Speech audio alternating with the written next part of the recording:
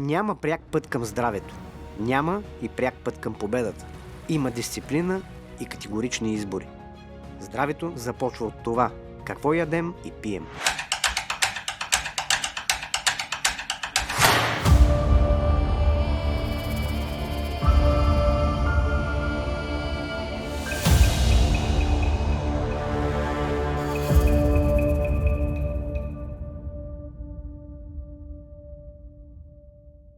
I don't think he's really defined a clear objective. I mean, his ultimate goal is to eliminate the Islamic rule in Iran and put somebody in place that will be an obedient servant or slave of the United States. The United States wants to regain control of the oil and gas in Iran, and part of that is motivated to ensure that Israel has a reliable source of oil and gas. And this is all about serving the interests of the Zionists. But apart from that, you know, they keep talking about regime change or preventing Iran from getting a nuclear weapon. What I anticipate is going to happen now is that with the new Ayatollah, that the fatwa that had been issued by the Ayatollah Ali Khamenei prohibiting building of a nuclear weapon, I think that's now going to be reversed. And I would not be shocked to see that Iran will announce it has a nuclear weapon by July. I'm not sure to what extent Bulgaria is dependent on oil imports from Saudi Arabia, but the blockade of the Strait of Hormuz and bottling up of all of that oil and liquid natural gas inside the Persian Gulf is going to have dramatic economic consequences for the world, and particularly for Europe.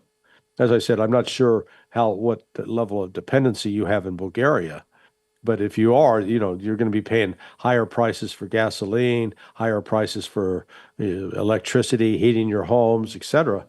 This is going to worsen the lives of people around the world.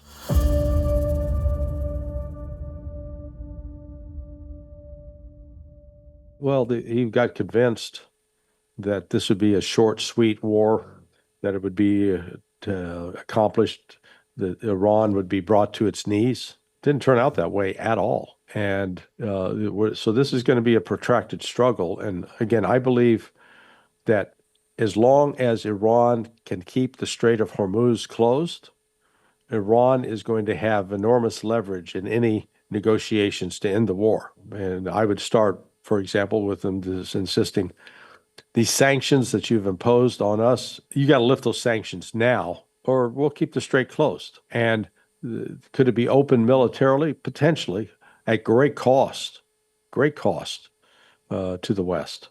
And so this is Trump's going to come under increasing pressure, particularly if the Saudis, Emiratis, and Qataris decide to start pulling their money, their investments out of the United States. You know, they've been putting $1 trillion in. That's a significant sum of money. And if they decide that the United States is no longer a safe, secure spot, and instead invest that money with China and Russia, that's going to be a game changer.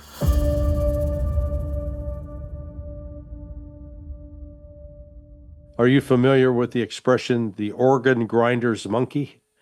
The organ grinder, he plays, they have this in Georgia, turn a handle, a crank, and it plays music. And a lot of those guys playing the music, they'll have a little monkey attached to it, a monkey that's on a chain, and the monkey will be dancing back and forth. That's Trump. Trump's the dancing monkey. I don't know if they've got naked pictures of him with animals or what, but whether it's blackmail, he's made the decision. Well, look, this goes back years. Early on in his career, he had a relationship described as his mentor with a despicable man known as Roy Cohn, Cohn. And Cohn was part of the McCarthy hearings. He worked for Senator Joe McCarthy when they were accusing other Americans of being traitors. He actually was, his co-counsel in that was Robert F. Kennedy, interestingly enough. But Cohn was a closeted homosexual. and was involved in, he actually had links to Jeffrey Epstein as well. And so this is where this whole Epstein case comes together, going back to Roy Cohn. There's sort of a common touchstone there. So this Trump, for whatever reason, has always been, if you will, beholden to the Chabad element within Judaism.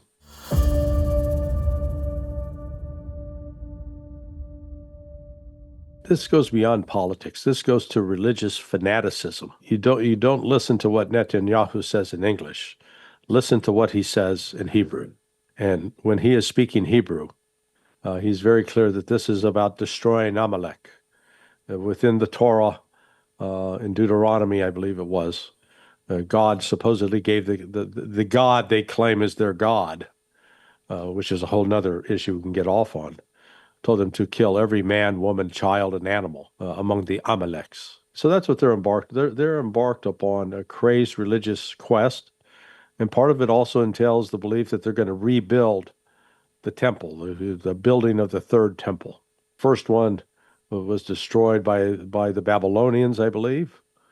The second one was destroyed by the Romans, and so now they want to erect a third temple, destroy the Al-Aqsa Mosque. They're literally trying to start a global war, and it'll end in the destruction of Israel if they proceed. Right now, Iran is inflicting significant damage on Israel, and Israel's going to great lengths to cover up and hide that damage. You know as well as I do that if Iran was actually shooting down 90% of the ballistic missiles that Iran was firing at them, they'd be showing those videos over and over. You'd say, hey, look here, we intercepted here. But they're not doing that because the opposite's happening. 90% of the ballistic missiles are getting through and hitting targets in Israel.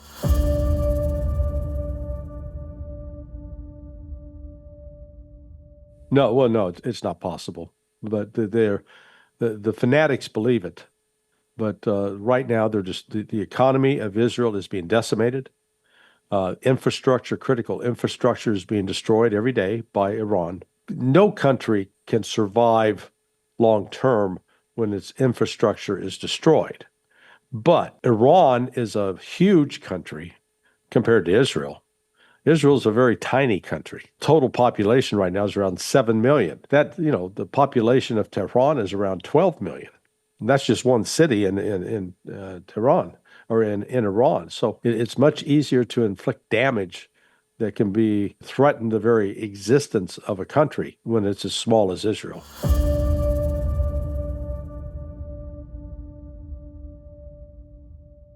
Do you think Gaza and the Palestinians in Gaza have a stronger military than Iran? No, they don't. And here is Israel, who surrounded Gaza, an area that's 5 miles wide by 25 miles long. It's been surrounded by Israel now, go back to October 8th of 2023, 2.5 years. Israel's been unable to defeat Hamas. And Hamas doesn't have ballistic missiles. Hamas doesn't have satellites. Hamas doesn't have artillery or tanks. So Iran has all those. So I would simply say if Israel cannot defeat Hamas, where the Israelis have every single military advantage you can have, how are they going to defeat Iran? That's just craziness. That's people that just aren't paying attention.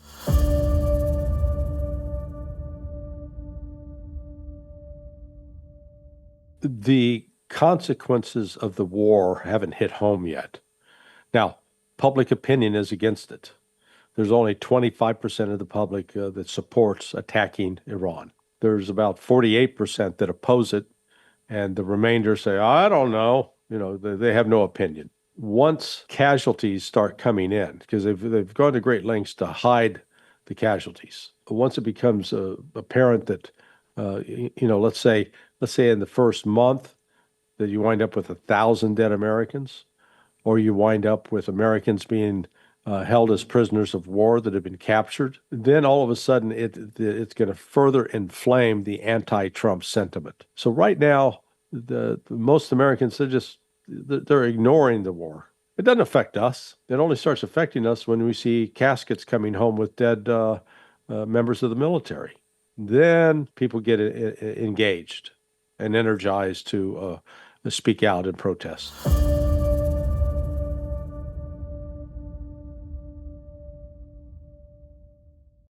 Yeah, no, he's in trouble. A significant portion of people that voted for him.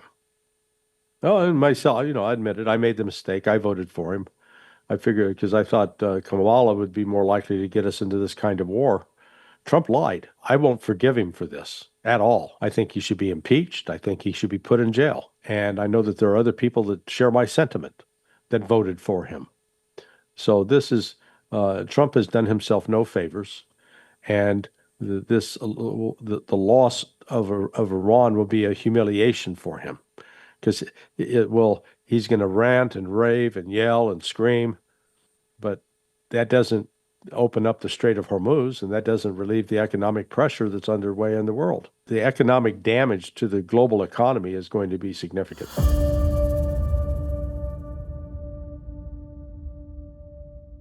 I don't think he should. He did it in the Red Sea last March, or remember, end of April, 1st of May, where he declared victory.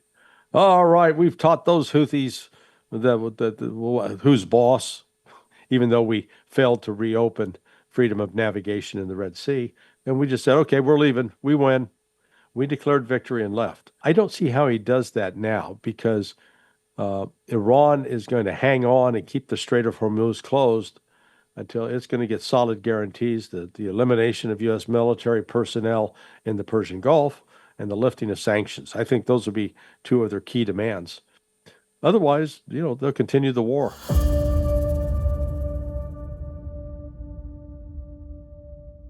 I believe that they are providing extensive support behind the scenes, but can I prove that? No. But I can say here's what we know factually.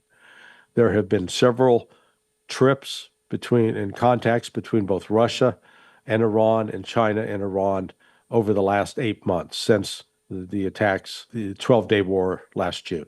That tells me that Russia actually had intelligence that was one of the plans of the West to do that, and were boosting Iran's capabilities. China and I believe Iran are also providing intelligence support to Iran so that it knows where potential attacks are coming from.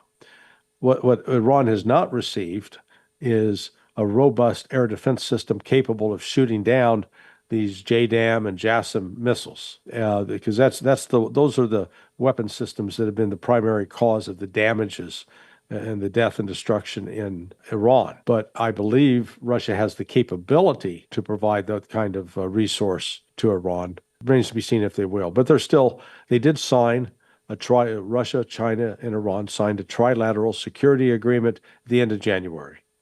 So they are at least committed to each other to work together militarily and economically. But at this point, neither Russia or China has seen the need to intervene militarily on their part. Well, actually, for Russia's standpoint, this is a welcome diversion because the previous resources that were devoted by the Pentagon, and the so-called Department of War, the resources that were under the direction of the European commander, is called EUCOM. Those are being shifted from EUCOM to Central Command, CENTCOM, who has the responsibility. Its area of responsibility is Iran, Iraq, Israel. That's going to weaken U.S. and NATO support for Ukraine at the very time that Russia's military is building up for a major offensive that likely could hasten the defeat of the Ukrainians.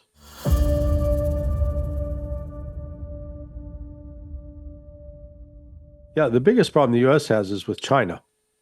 China cutting off the rare earth minerals, which are critical for production of many weapon systems and radars and et cetera on the military side of the house. So, like right now, there are F-35 combat jets being produced, but they don't have the radar that sits in the nose cone. So the United States has to put some weight in there, and they're literally buying those. If you've seen weightlifters when they're lifting a bar and it's got the plates that provide the weight, they've got 3 or 4 of those weight plates in the nose cone of the F-35. There are going to be shortages. The United States lacks both access to some of the critical minerals needed to produce certain weapon systems, and it has a limited industrial base to actually do the production.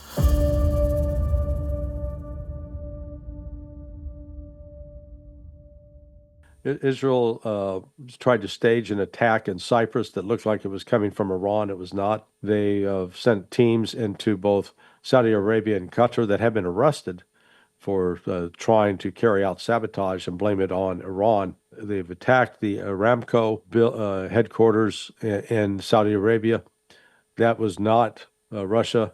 There was an attempt, the attempt to go after Cyprus was designed to bring in NATO. So the calculation by Israel is if they get NATO fighting on their side, they will have a better chance of defeating Iran. And then Azerbaijan was attacked. Tried to pin it on Iran, but it wasn't. It was, I believe, is Mossad elements, again, trying to stage and create an incident so it can be blamed on Iran instead of it's Israel's fault.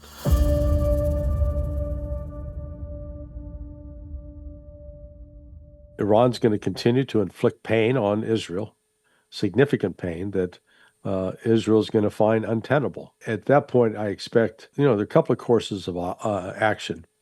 They could try to use a nuke. That would likely push us to a global war because Russia and China are not going to stand by and allow Israel to start just nuking whoever they want. More likely is there's going to be enormous pressure from the United States to cut a deal with Iran, keep Israel from collapsing. We're really in uncharted territory here because I do not believe that the United States has the military force to bring about a complete regime change in Iran. And I base that upon the fact that we saw what happened after 20 years in Afghanistan. We saw what happened after, 8-9 years in Iraq. So I don't think the United States has suddenly discovered a magic recipe for taking control of other countries.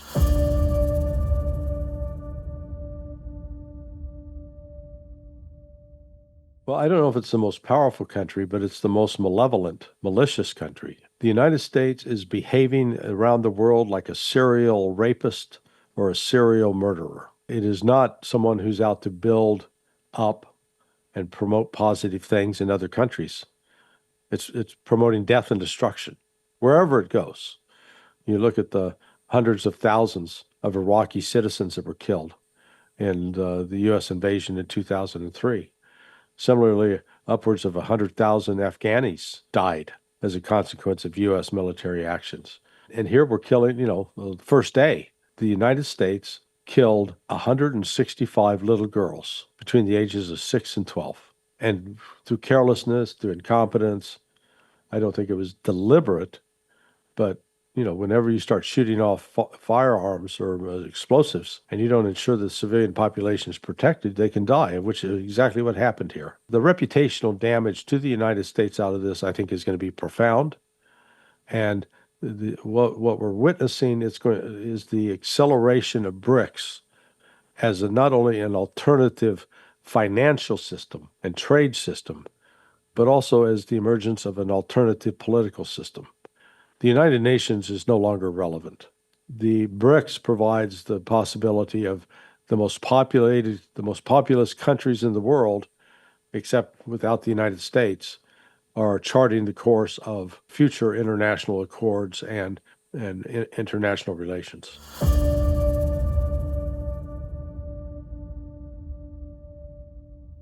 No, it's going to continue with this foreign policy until we suffer either a major military defeat or an economic collapse or both. Otherwise, we keep doing what we're doing because it's making certain people wealthy. And, the average American is being lied to and propagandized in a way we're unwilling to step back and look at ourselves objectively.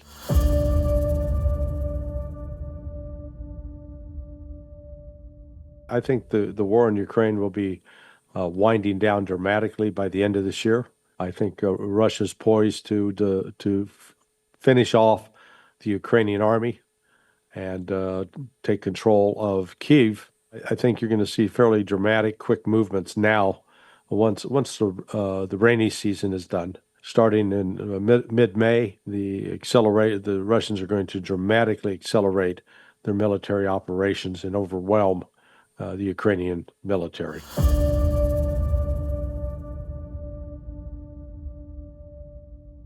Europe has no future. Europe is irrelevant.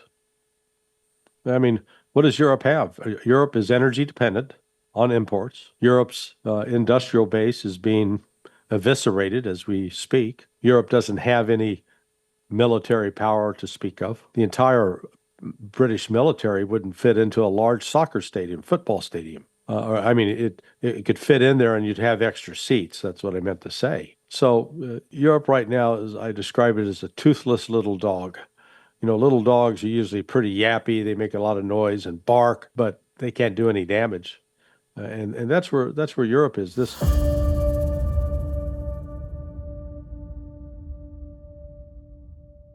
Potentially, you could be, but I think Iran's got other priorities right now, and because it really doesn't want to risk getting into a war with NATO, given the fact that both so far France, Spain, and I think Italy have all come out and said, no, we're not going to get involved with this. And the U.S. is going to continue to apply pressure to get Europe involved, but I think Europe wisely has chosen to stay on the sidelines.